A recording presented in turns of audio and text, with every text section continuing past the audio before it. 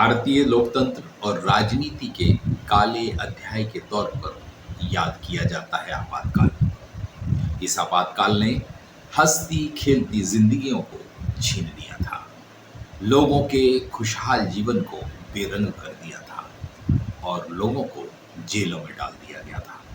बात सिर्फ इतनी थी कि आप सवाल नहीं पूछ सकते, आप विरोध नहीं कर सकते, आप व्यवस्था पर सवाल उठाने की जरूरत क्यों करते हैं। और जिन लोगों ने ऐसा किया उन्हें जेलों में डाल दिया गया। दोस्तों नमस्कार, मैं हूं संदीप पौराणिक। जब भी 25 जून आती है एक अलग तरह की याद ताजा हो जाती है। वो दौर ऐसा था कि लोग हंस खेल रहे थे, अपने तरह से बात कह रहे थे और यूं कहें कि खुले आकाश में परिंदे की तरह उड़ भी रहे थे। लेकिन कुछ लोगों का कसूर यह था कि उन्होंने भ्रष्टाचार, बेरोजगारी और दीगर समस्याओं को लेकर आवाज उठाई। वे राजनीतिक लोग थे या सामाजिक लोग थे या दीगर लोग थे जो अपनी अपनी जगह रहकर अपने विचार जाहिर करने के लिए पहचाने जाते थे।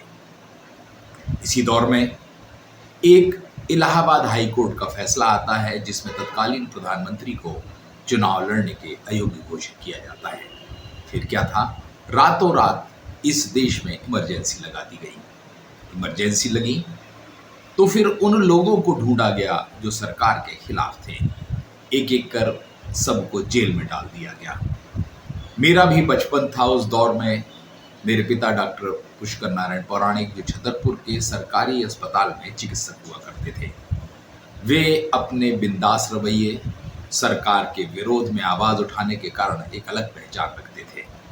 भले वे सरकारी डॉक्टर थे लेकिन वे कर्मचारियों के नेता भी थे। एक तौर से वे सर्वोदयी नेता के तौर पर पहचाने जाते थे। उनका कांग्रेस से लेके विरोधी दल, चाहे समाजवादी विचारधारा के लोग कहें, तमाम लोगों से संपर्क व संबंध हुआ करता था।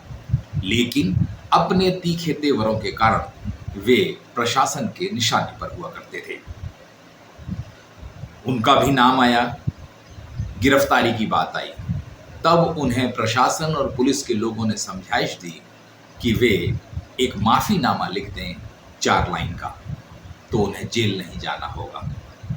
मगर पिता कुछ ऐसे जिद्दी स्वभाव के थे कि वे इस शर्त को मानने तैयार नहीं हुए। आखिरकार उन्हें जेल जाना पड़ा। वे जेल गए, छतरपुर जेल में रहे 19 महीने। उस दौर में हम 5 भाई बहन थे, माँ शिक्षक थी। सबका बचपन था, कोई तीसरी में पढ़ रहा था, कोई चौथी में, कोई 5वीं में, कोई 10वीं में। कठिन दौर शुरू होता है। ये एक ऐसा दौर था जो आपको समाज से अलग कर देता है। हाँ, ये बात अलग है कि कुछ लोगों ने साथ भी दिया। हम लोग जिस इलाके में रहा करते थे वहाँ के लोग हमारे साथ थे। हाँ, ये बात अलग है कि वो खुलकर हमसे बात नहीं करते थे लेकिन साथ थे। परिवार वालों से भी नाता लगभग टूट गया था। हर कोई आने से डरता था कि पुष्कर नारायण जेल में हैं, अगर हम घर गए तो ऐसा नहीं हम भी मुसीबत में आ जाएं, क्योंकि बहुसंख्यक लोग नौकरी किया करते थे।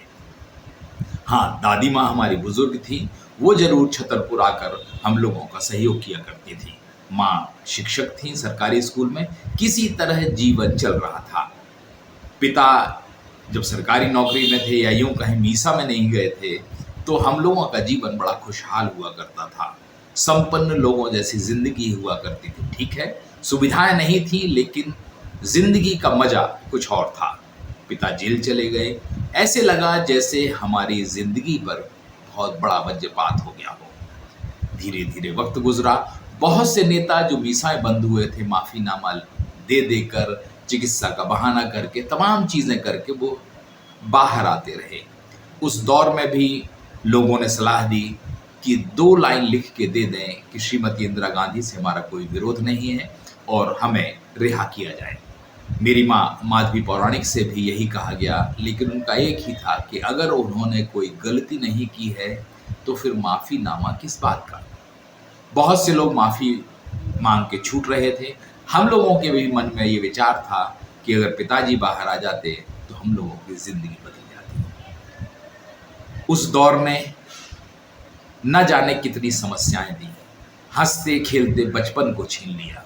ये बात अलग है कि हमारे परिवार में भी बहुत से लोग कांग्रेस के समर्थक थे, बहुत से लोग कांग्रेस की विचारधारा को मानते थे, इमरजेंसी जो इंदिरा गांधी ने लगाई थी उसका भी समर्थन करते थे, लेकिन परिवार के सदस्य के जेल जाने का दुख उन्हें भी था।